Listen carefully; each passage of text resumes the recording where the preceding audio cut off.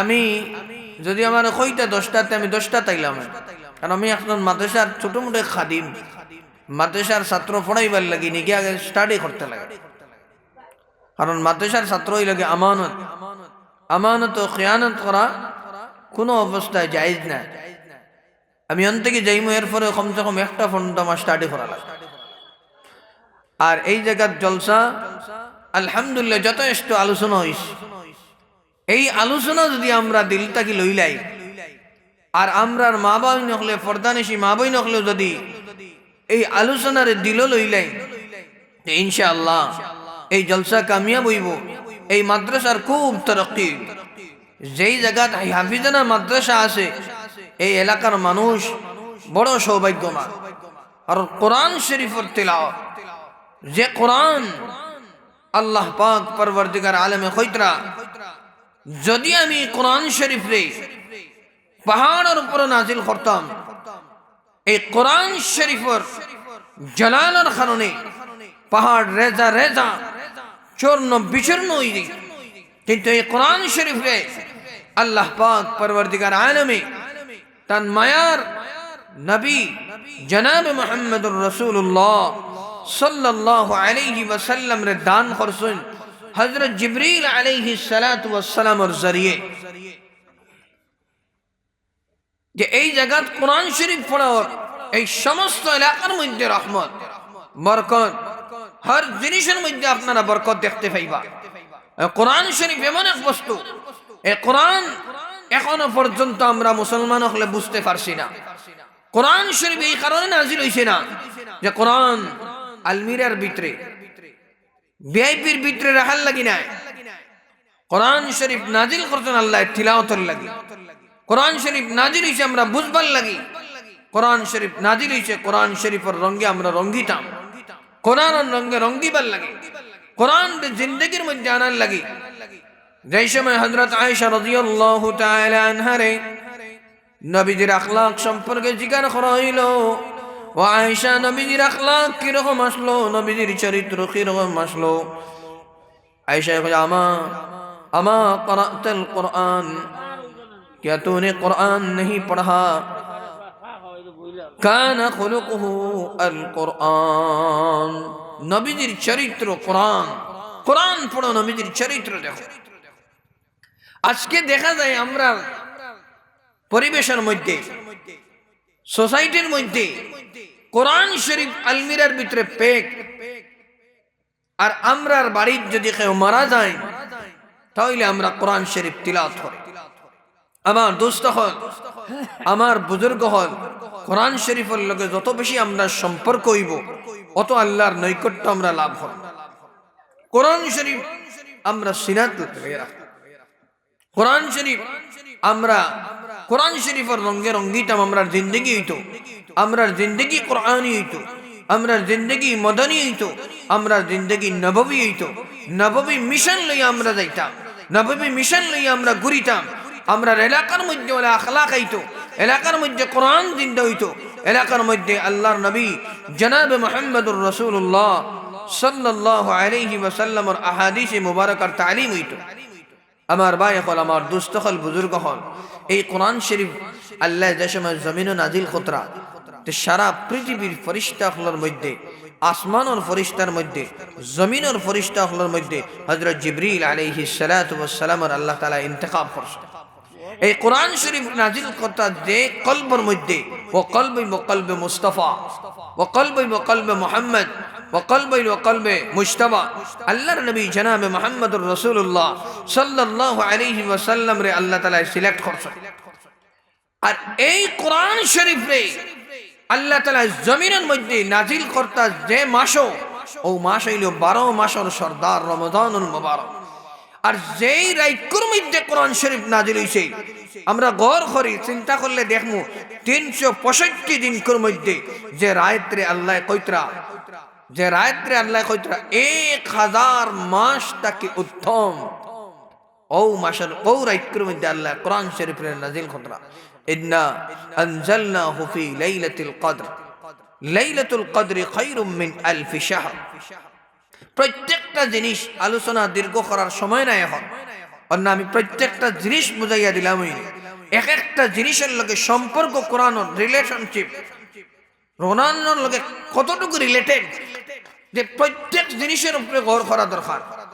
নম্বর এক, যে ফরিস্তার আল্লাহ ইন্তেখাব করতেন হযরত জিবরিল, কোরআনের কারণে সাইয়্যিদুল মালাইকা হইছে।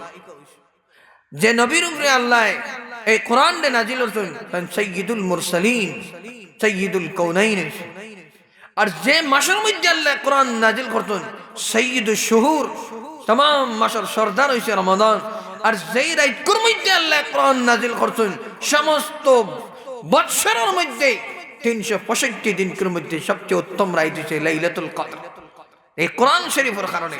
আর এই উম্মতে মুহাম্মাদিয়া আল্লাহ যে অত বেশি ফজিলত দিয়েছেন तमाम উম্মতের মধ্যে, तमाम উম্মত যে উম্মত গুজরিয়া গেছেন আদম আলাইহিস সালাতু ওয়াস সালাম থেকে আমরা নবী জনাব মুহাম্মদুর রাসূলুল্লাহ সাল্লাল্লাহু আলাইহি ওয়াসাল্লাম পর্যন্ত তকরিবান 1,24,000 পয়গম্বর সারা নবী আকলের মধ্যে আমরা নবীর আল্লাহ এই কোরআন শরীফ দিয়া তান উম্মতরে সারা পৃথিবীর উম্মতের মধ্যে ফজিলত দিয়েছেন। সুবহানাল্লাহ। কুনতুম খায়রা উম্মাতিন উখরিজাত লিন-নাস তা'মুরুনা বিল মা'রুফ ওয়া তানহাউনা আনিল মুনকার। উম্মতে মুহাম্মদিয়ার আল্লাহ যে ফজিলত দিয়েছেন तमाम পৃথিবীর উম্মতের উপরে দুই কারণ, আমর বিল মা'রুফ ওয়া নাহি আনিল মুনকার। এই জিনিস যতদিন পর্যন্ত এই উম্মতের মধ্যে থাকবো এই উম্মত সমস্ত পৃথিবীর মধ্যে গালিব থাকবো, সমস্ত পৃথিবীর মধ্যে এই উম্মতের প্রসার হইব। যার কারণে আমার ভাই হল, আমার দোস্ত হল, বুজুর্গ হল, বহুত খুশির কথা যে এই জায়গার মধ্যে আপনারা জলসার আয়োজন করছেন। আল্লাহ তাআলা এই জলসার কবুল ফরমাক, এই হাফিজানা মাদ্রাসার কবুল ফরমাক। আর যত মানুষ আজ শরীক হইছেন আল্লাহ তাআলা সারার আওয়াখানটা কবুল ফরমাক। আর কাল কিয়ামতের দিন ওই জলসার আওয়াখানার উসিলায় আমরা সারার গুনারে আল্লাহ তাআলা মাফ করিয়া দিয়া নবীজির ঘরে ঘরে জান্নাত নসিব করতা হোক, আল্লাহুম্মা আমিন। আমার ভাই হল, আমার দুস্থ হল, বুজুর্গ হল, কোরআন শরীফের লগে আমরা সম্পর্ক মজবুত হইত। সাহাবায়ে কেরাম হলর জিন্দেগি দেখলে দেখা যায় এক সাহাবীর ওয়াকিয়া, আল্লাহর নবী কয়েকজন সাহাবা লইয়া আল্লাহর রাস্তাত বাহির হইছেন। রাস্তার মধ্যে রাইত হয়ে গেছে, ঘুমাই গেছেন। এক সাহাবীরে কইলা আজকে রাত্রে চৌকিদারি খেয়ে করতা, রাত্রে পাহারা খেয়ে দিতা। এক সাহাবী কইলা ইয়া রাসূলুল্লাহ আমি তৈয়ার আছি, আমি পাহারা দিব। সব সাহাবী ঘুমাই গেছেন আর নবীজিও ঘুমাই গেছেন। ও সাহাবী নবীজি গালিবান এই লস্করের মধ্যে আসলা না। ও সাহাবী কিতা করলাম, যে সময় দেখলাম সব ঘুমাই গেছেন তাই আল্লাহু আকবার হইয়া তাহাজ্জুদের নামাজ খাড়া হইলা। আমার ভাই এখন তাহাজ্জুদের নামাজ যে সময় খাড়া হইলা, এক দুশমনে দেখিলে এলো যে একজন মানুষের তাহাজ্জুদের নামাজ পড়িতরা। ও দুশমনের দূর থেকে নবীজির উপরে ওয়ার করলাম, নবীজির উপরে না, ও সাহাবীর উপরে। আর এই সাহাবী তিলাওয়াত করতরা সূরা রহমান, হায় হায় সূরা রহমানের লজ্জত পাইতরা। তীর আয়া শরীরের মধ্যে লাগি গেছে, রক্ত বাহির, কিন্তু নামাজ থাকি নামাজ ভাঙ্গিছই না। যে সময় নামাজ শেষ করি লইছ দেখিয়া দেখলা যে সমস্ত শরীর থেকে রক্ত বাহির হইছে। এক সাহাবী প্রশ্ন করলা, আমার ভাই আপনি নামাজ কিতার লাগে ভাঙ্গিলা না, আর আপনি তিলাওয়াত করাত আসলা দুশমনে হামলা কতরা হইতরা কিলা নামাজ ভাঙ্গিতাম। হায় রে কোরআন শরীফের লজ্জত, হায় রে সূরা রহমানের মজা, কি মজা পাইছি, কি স্বাদ পাইছি, কি লজ্জত পাইলাম, কি হালাওয়াত আর কি মিঠাস পাইলাম আল্লাহর কালামর। আমার দিলের মধ্যে আইছে আল্লাহর এই কালামর মোহাব্বত দিলের মধ্যে আইছে। আমি বুধ পাইছি না যে আমার উপরে ওয়ার, একবার বুধ পাইছি, দুইবার বুধ পাইছি, কিন্তু কালাম ছাড়িয়া এই সূরারে না কমপ্লিট করিয়া রুকুর মধ্যে যাওয়া আমি পছন্দ করছি না। হায় রে সাহাবার ঈমান আর কিলা কোরআন শরীফের লগে সম্পর্ক আছে।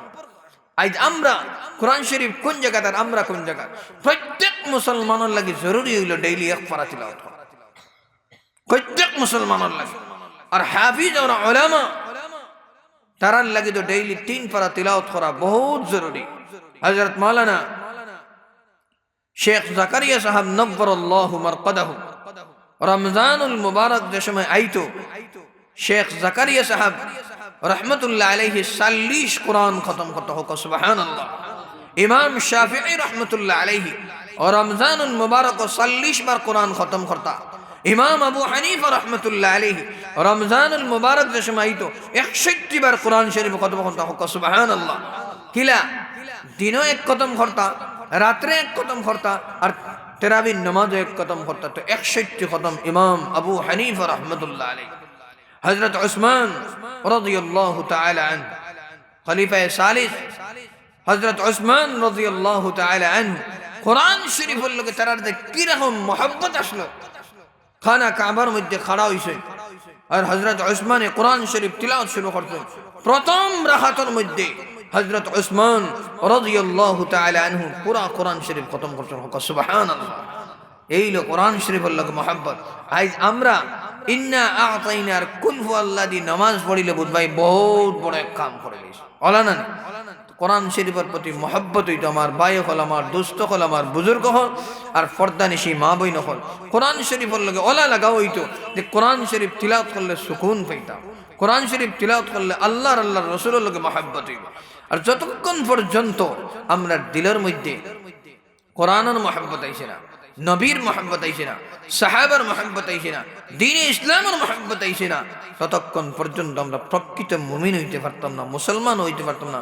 শুধুমাত্র জবান দিয়ে কইমা আমি মুসলমান। আজকে আইতে দেখলাম আফসোস ওর আমি ওখানে এখন আলোচনা করবার বহুত দিলে চাই, কিন্তু আফসোস ওখান করি আর আইতে দেখলাম এক জায়গাত খেলা আর ক্রিকেট কমসে কম 100 গাড়ি দেখলাম ওই জায়গা, আর বাইক 3-400 হইব। মানুষের অভাব নাই, কিন্তু দিনের এক মাহফিল আজকে ও পাবিজুরি মানুষ নাই। আমরার ইমান কতখান দিন কমছে আর দিন কতখান পিছিয়ে গেছে, আর দুনিয়ারে কতখান আমরা জিন্দগি দানছি। প্রত্যেক মুসলমান একবার চিন্তা করার দরকার। বুখারী শরীফের এক রিওয়ায়াত আছে, আল ঈমানু ইয়াজিদু ওয়া ইয়ানকুস। ঈমান বাড়ে, ঈমান ঘটে। আর যে সময় ঈমান বাড়িব তাকবীরে উলা ফৌত হইতো না, জামাত ফৌত হইতো না, জামাতর খাম কর্ম ঘরের মধ্যে দিনের তালিম হইব, নামাজ ও আজান দেবার মধ্যে বেচৈনি হইব, বেকরারি হইব। আম্মা জান আজান হয়ে গেছে, আমাদের সালাইলাই না, আমরা এই তড়া পাইব। কিন্তু যে সময় ইমান কমে যাইব, আজান হইব, দোকানে বইয়া চা খাইব, আজান হইব, লেহাফের ভিতরে থাকমু, আজান হইব, কেরাম খেলাইমু, আজান হইব, আড্ডা দেওয়ার থাকমু। কিতার লাগি ইমান দিলের ভিতরে থেকে গেছে গিয়া। আর যে সময় ইমান দিলের ভিতরে থেকে যাইব কি, ইয়াদ রাখবা ইমান লইয়া মৌত নসিবা বহুত ঘটে। আজ আমরা দুনিয়ায় ব্যস্ত করে লইছি, প্রত্যেক মানুষের দুনিয়ায় ব্যস্ত করছে। দুনিয়া তো আইব, কিন্তু এই দুনিয়ার জামেলার থেকে বারইয়া আল্লাহর রসুলের ডাকর বাই যাইতাম। সাহাবার জিন্দেগি দেখলে দেখা যায়, সাহাবাই বন্দর মধ্যে আলু খেত করছেন, ধান খেত করছেন, মসজিদের মধ্যে ইবাদত করছেন, সাহাবাই কোরআন শরীফের দর্শ দিছেন, সাহাবাই কোন খাম জমিনের মধ্যে করছেন না।